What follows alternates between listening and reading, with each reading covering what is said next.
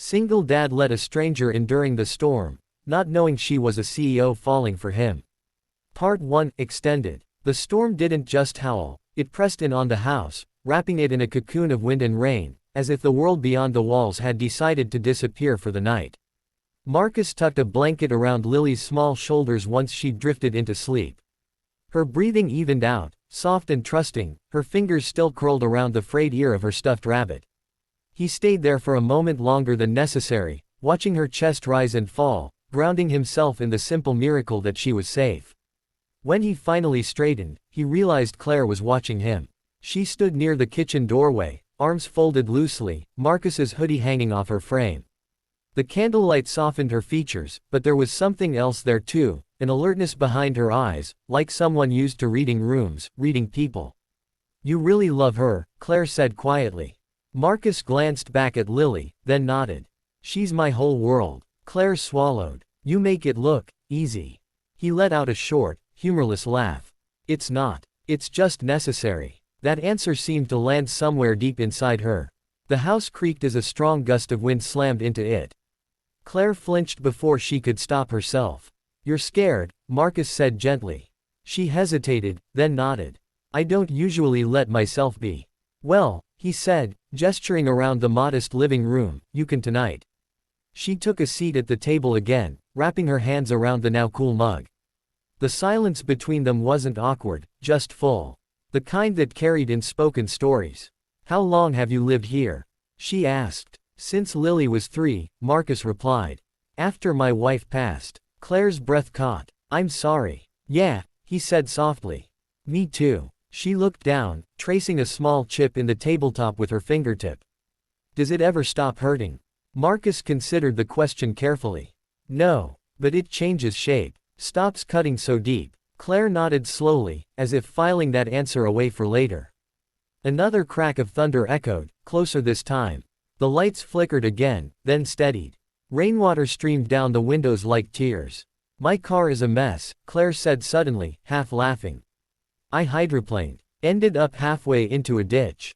I've handled billion-dollar deals with less panic than I felt out there."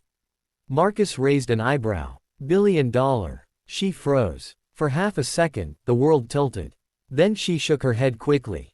"I mean, figuratively. Sorry. Bad joke." Marcus studied her, curiosity flickering, but he didn't push. "Well, you survived. That counts." She smiled faintly. "You don't ask many questions. Everyone deserves a little privacy," he said. "Especially on bad nights." Something in Claire's expression softened, like a shield lowering just an inch. They talked after that. About small things. Lily's obsession with dinosaurs. Marcus's job at the local auto repair shop. Claire's work, which she described vaguely as stressful and demanding, involving constant travel and impossible expectations.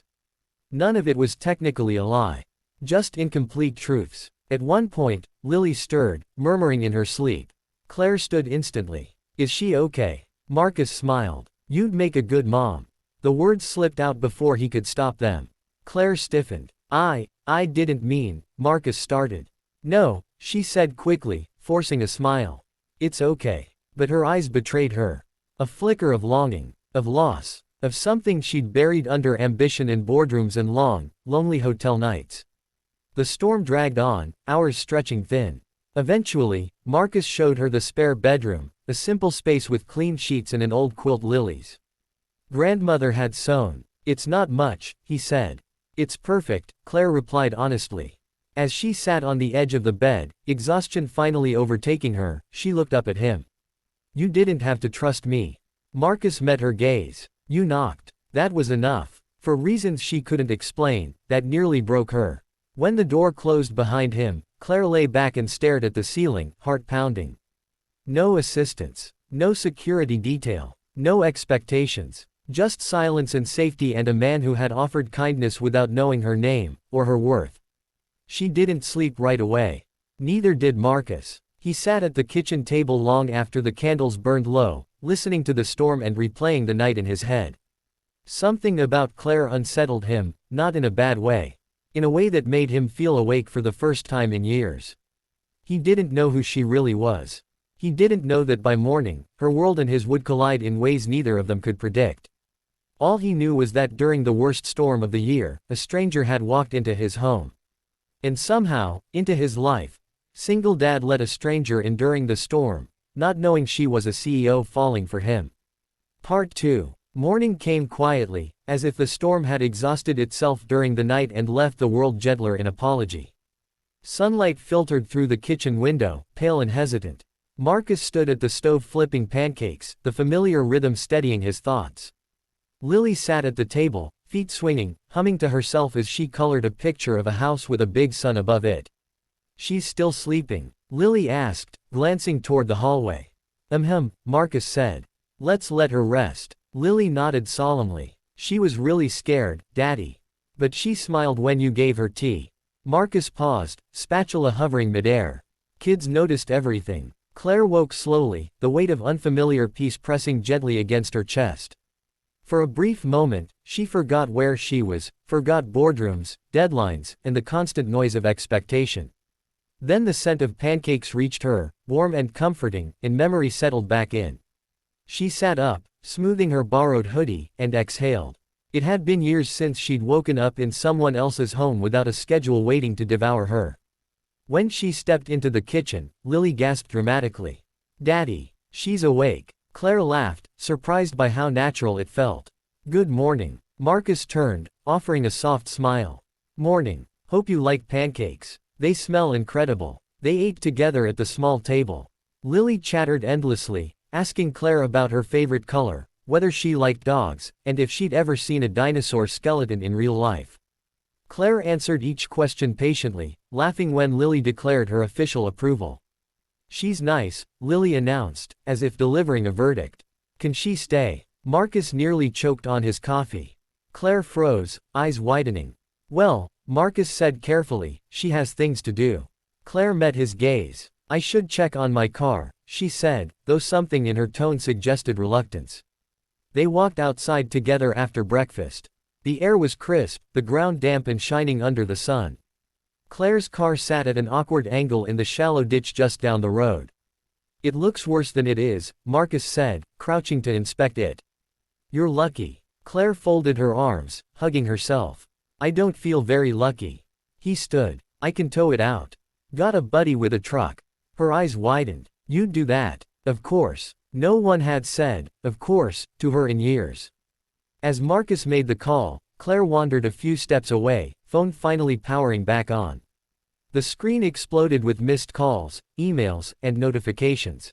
CEO. Emergency. Meeting. Stock concerns. PR alerts. Her chest tightened. She turned the phone face down and slipped it back into her pocket. Not yet. By the time the car was free and safely parked, Lily was napping again, and Marcus wiped grease from his hands with a rag. "You're good to go," he said. Claire hesitated. "Thank you," she said quietly. "For everything. You don't owe me anything."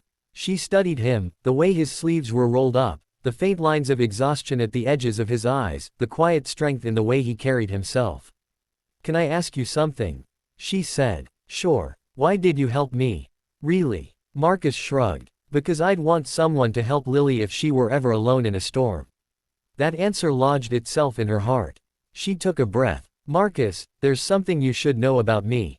This was it. The moment. But before she could continue, a sleek black SUV rolled down the road and stopped abruptly in front of the house. Two men in tailored suits stepped out.